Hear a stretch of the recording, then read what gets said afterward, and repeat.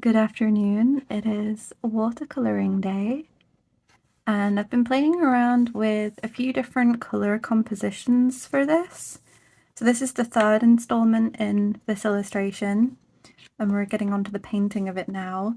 I took a photo of this after I inked it and then brought that photo into Clip Studio, and I played around with a few different ideas for the colors, and then based on that I played around with a few different mixes and pigments to figure out what I wanted to potentially use on the actual illustration. So these here are some of the colors that I'm thinking about using for the snake. I ended up going with something similar but not exactly like this. And again, something similar but not exactly like this for the woman and for the snake. And I played around with a few different mixes down here and did some shorthand for the pigments that I used. So we have a little bit to go off for it. The palette I'm going to be using is this one here, which is my studio and travel palette because it's quite small. It's about the same height as the height of or the same width as the height of an A5 sketchbook. And these are some of the mixes that I was playing around with, but they're dry now. And I'm mainly going to be using this range of yellows and reds, Indian Throne, and my brown red as the sort of main base of the woman, with a little bit of the green gold to mix in to create the skin tones.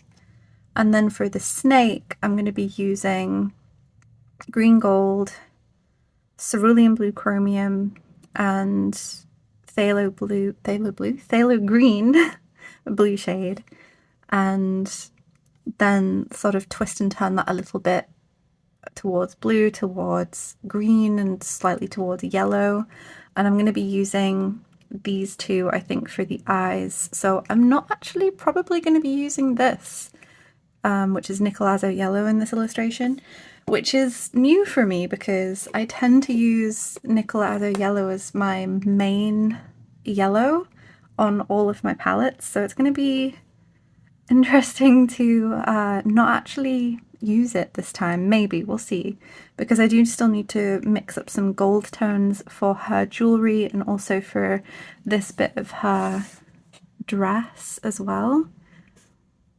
But we'll see what I need to add to the pigments as we go along. For the smoke, I'm going to be using a mixture of different warm greys, and I'm going to start with one base layer of grey and then layer up around in different areas to show the overlapping, and we will see how it goes. I was really excited to jump into the watercolouring for this because so far up until this point I had really been enjoying this paper. If you're new to this series that I've been doing on this illustration, this paper that I'm using is new to me. It's the Saunders Waterford Hot Press 100% cotton watercolour paper blocks. It is a mouthful, but there we go. I've used Saunders Waterford in the past, but I've only ever used their cold press paper and only in sheet form. So I was interested to see how the block behaved and also how the hot press paper behaves. And for the sketching process, which was in the first video, I loved it. The paper responded really well to both the laydown of the graphite and also to erasing. The paper didn't really give way too much, so it didn't feel like I was digging into the paper, and the graphite erased really cleanly from the paper as well. I didn't feel like I was harming the paper when I was sketching or erasing, so lovely experience with that. This paper is also very, very smooth. I've tried a few different hot press papers now, and I've noticed that there can be quite a variation in how much texture the paper has for what people will classify as hot press. And this definitely is on the much smoother end, so I got really lovely crisp lines, both for the graphite sketching and for the inking as well. For the inking, since I just started talking about that, I also really loved the process. I used Pentel Pocket brush pen and a 0.25mm fine liner, and both of those worked beautifully on the paper again because it's very smooth. I didn't have any resistance to using the micron. And for the Pentel Pocket brush pen, that was the one that I really wanted to test the paper with, because I've found the Pentel Pocket brush pen ink to be very different depending on the paper I use it with.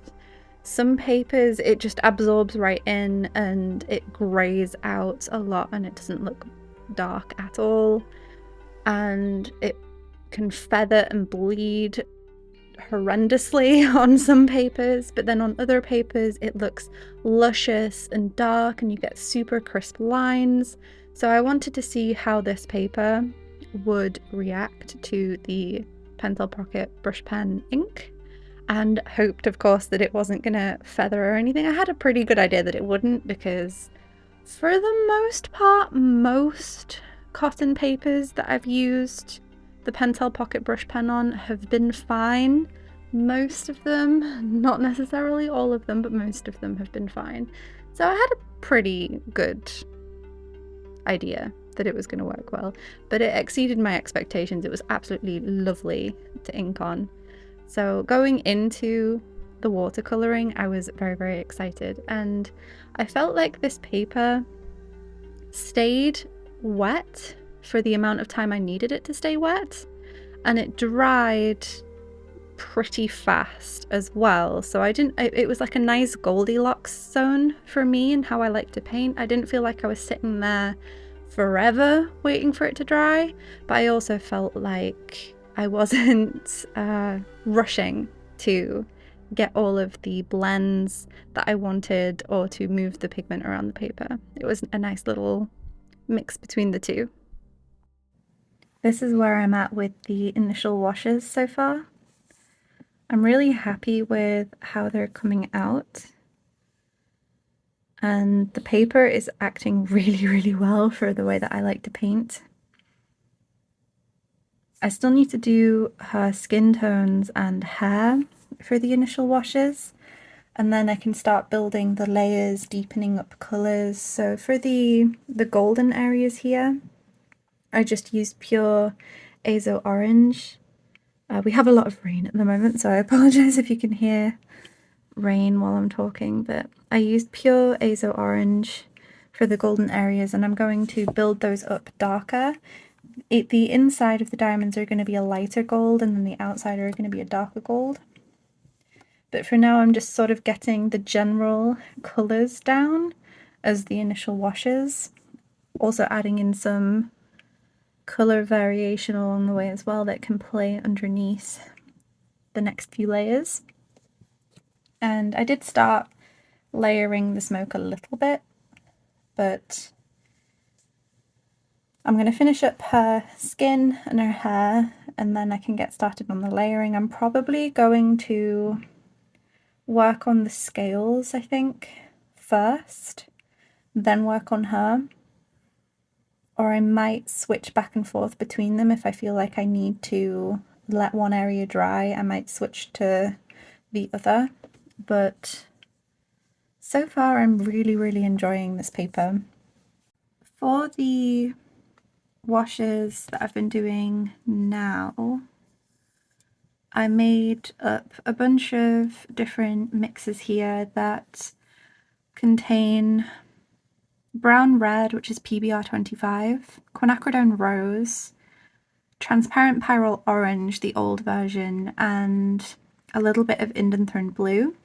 And then in this mix here, I was also adding Azo Orange. This is the mix that I used for this section of the smoke, but for the dress I was using these three. And this red here looks quite bright, but when it was added to the other washes, it kind of settled down and mixed in with the muted reds in order to not stand out too much, but still add some nice colour variation. And for the skin tone, what I'm thinking of doing is kind of merging both worlds together by having the base be PV19 Quinacridone Rose and Azo Green mixed together, because Azo Green was used in some of these areas to mix the greens, and then the PV19 was used in these mixes, especially, no, all three of these mixes, yeah, it was used in all three of those mixes. So that should add some cohesion between different elements of the painting by having some of the colours from here and some of the colours from here mixed together to make her skin tones. For her hair is going to be dark brunette. So again, I'm probably going to involve some pigments from, at the very least, from her dress or the smoke in order to add some cohesion in the colour palette as well. The fur around the top of the dress is going to be warm tones, and I am going to deepen up the greens as well as I'm layering, and also deepen up the dress as I'm layering too. But for now, these are just the initial washes, and we can get on to layering up some more once I've done these two. I'm going to talk through some of these mixes as I'm doing them. I'm using this flower palette just because I know that I'm going to have quite a lot of colours going, and when I tend to use these wells, I tend to make one big puddle. So, or it very easily becomes one big puddle. And I don't necessarily want that, because like you can see here, these have become really big puddles, and I like then dipping into nearby puddles to add colour variation. But in this instance, I'm wanting very distinct colours that I can then mix if I want to together. I'm almost tempted to use this red to mix the skin tone. I'm very tempted to do that. I might see how that goes.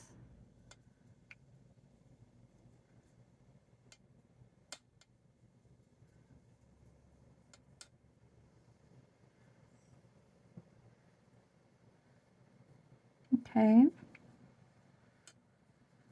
So let's see if I've got some scrap paper.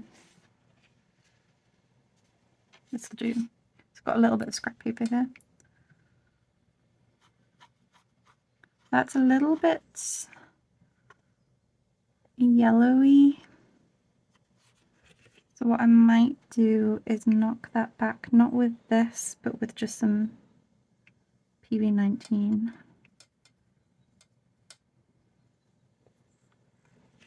See how that is now. Yeah, that's more what I'm looking for.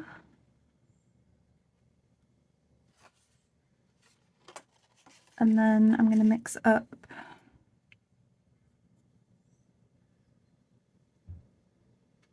in here. Actually, I'm going to mix up a more sort of blush tone, and I am going to take some of this to do that.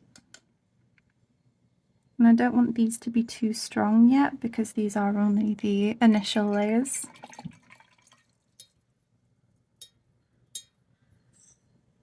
And now that I have them mixed, should I do the... Yeah, I'll do the browns for the hair next, before I move on to the actual painting bit. So what I want to do is I want to use the brown red. I might transfer over some of this. Slightly more watered down version of this one, and a little bit more red. And then I want more of an Indum throne in here. but I am going to knock back the indent throne a touch with brown red. And then the indent throne was in these two mixes, so that should have some cohesion with it as well. Whenever I paint, I try to make sure that I'm using pigments in multiple mixes where possible,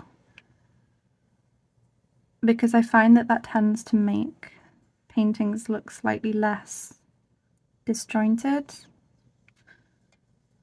I'm not obviously amazing at colour theory yet, but I found that that definitely has helped me in my colour making decisions, especially when it comes to mixing. Okay, so I have these down now, and I'm going to move over to the painting and start applying them.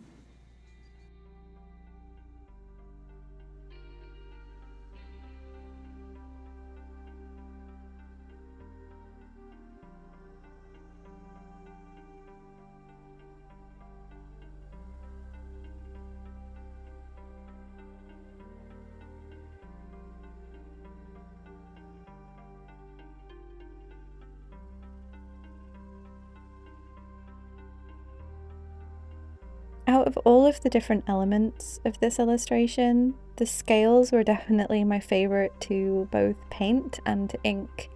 And that's actually quite surprising to me, because I thought that the scales might get a bit tedious or boring because there's so many of them, but I actually enjoyed them for that reason in the end.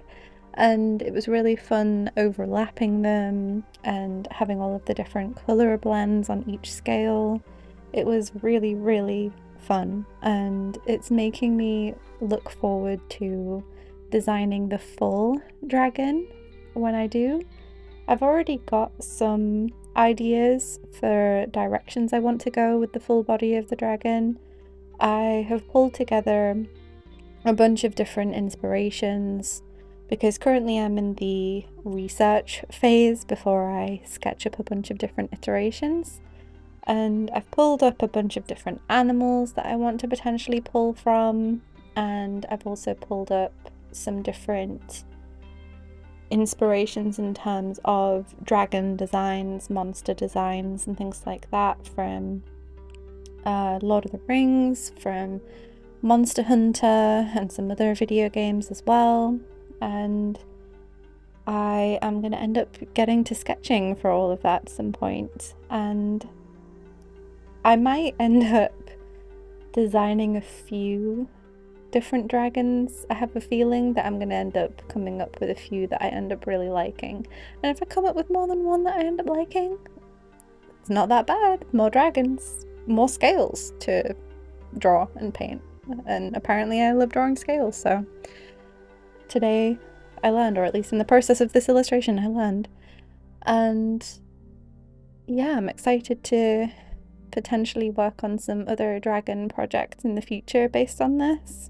I do have a bunch of other illustrations sketched up on different pads and blocks at the moment, and I also have some paintings that aren't gonna have line art on them prepped and ready to go. And then once those are done, I have a bunch of different illustrations ideas that I want to do as well. I'm in a very illustration and painting mood these last few months, and I've been really prepping for a lot of those over the last few weeks by sketching up a bunch of them onto different blocks, and it's enabling me to try out the new blocks that I got, like this one. And then there's also the Arsha's cold press block to try out at some point. I do have something sketched up on that, so I'll be able to take you along with me on my journey of figuring out if I enjoy Arsha's. I haven't sketched something up on the Bao Hong Masters. I think it's called Master's Touch? I can't remember. Master's Choice, that's the one. Yeah, Master's Touch. I have a few different sketches that I might end up transferring onto that one, but I'm not sure which one to do yet. So currently it's blank, but I do have a few different paintings and illustrations to go after this one, and then some other sketches in my sketchbooks ready as well. But I must say, after I finished this one, I have been desperately feeling the need to just sketch, just to have some plain old sketching in my sketchbook, no plans for anything, just sketching for the sake of sketching. So I have spent a bit of time today doing that between things. I've done some pencil sketching, some ink sketching, some colour pencil, just lots of little sketching sessions here and there. And I've been working in 2 different sketchbooks for that as well, and it's been really fun. It's been a nice break, I guess. I don't know if you'd necessarily say it's a break. It's more just going with the flow of what I feel like I want to do, if that makes sense.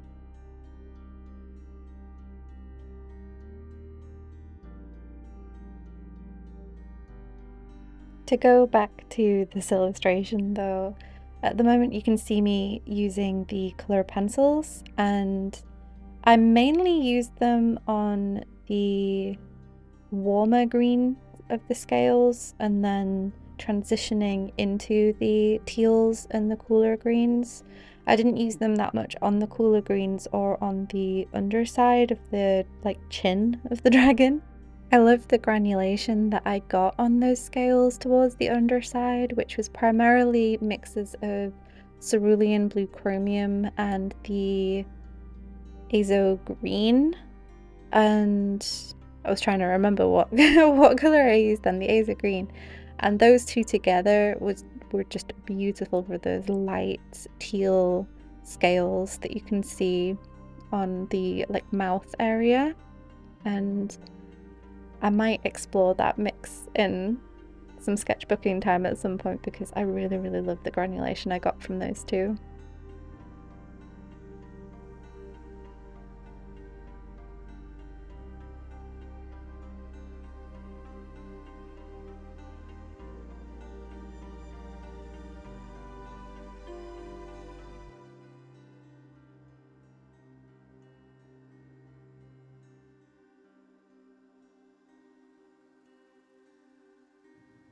And we are done.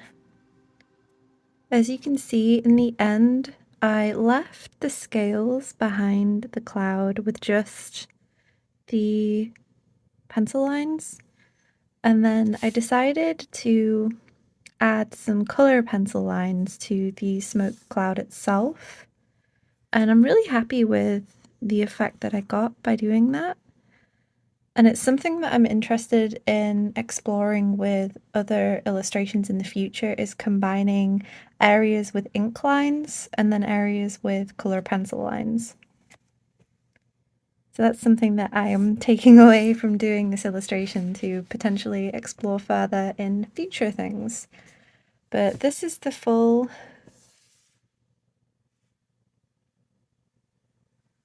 finished illustration.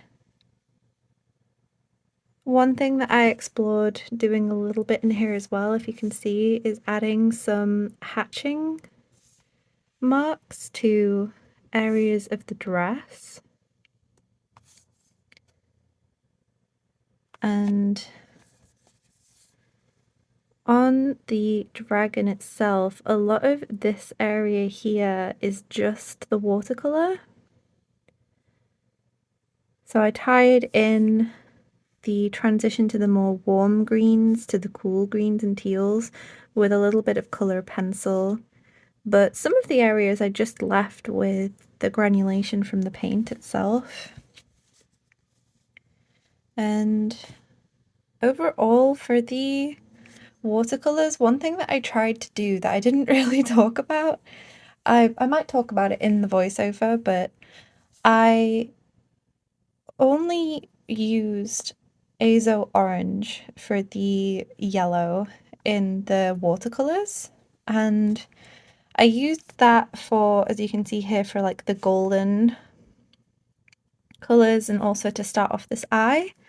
But I did end up going in right towards the end with just a little bit of a primary yellow colour pencil just to pop the yellow a little bit more in that area, but otherwise I just used the Azo Orange as my yellow in the palette that I was using for this.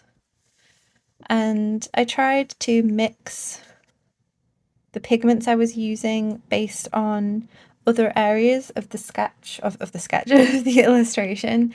So I tried to make sure that I was using colours in multiple areas. So I was using the Azo Orange for the eye, I was using the same browns that I used to mix her dress for her hair, and the green that I used in her skin tone was also some of the green in the dragon.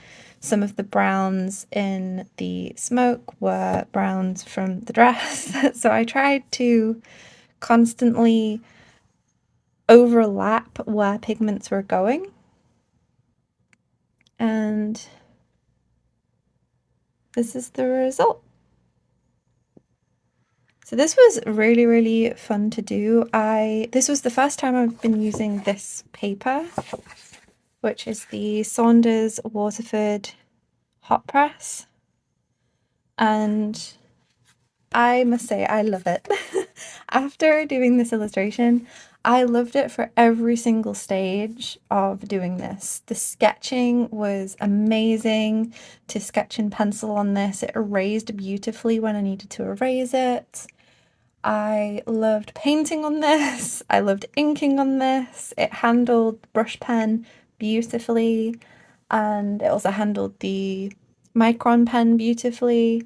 I loved painting on this with watercolor. It was staying wet precisely as long as I needed it to for how I like to paint, and it dried precisely when I needed it to for how I like to paint. And I also really, really like how the colour pencil looks on this as well, and the granulation effects that I got on it too. So overall, it was a really, really enjoyable experience for me, and I cannot wait to get this off the block and start a new illustration on this paper. But thank you for joining along, especially if you've been watching all 3 videos in this series. If this is the first video you've come across, I have a video on the inking stage of this, and I also have a video on the sketching stage of this. And I take you through my thought process and my sketchbook pages and things for how I ended up coming up with this, and the struggles that I had along the way and how I planned around them and things. But if you have been watching along, thank you ever so much. Let me know what you've been up to in your art journey recently, and I will see you for the next art video next week. Bye!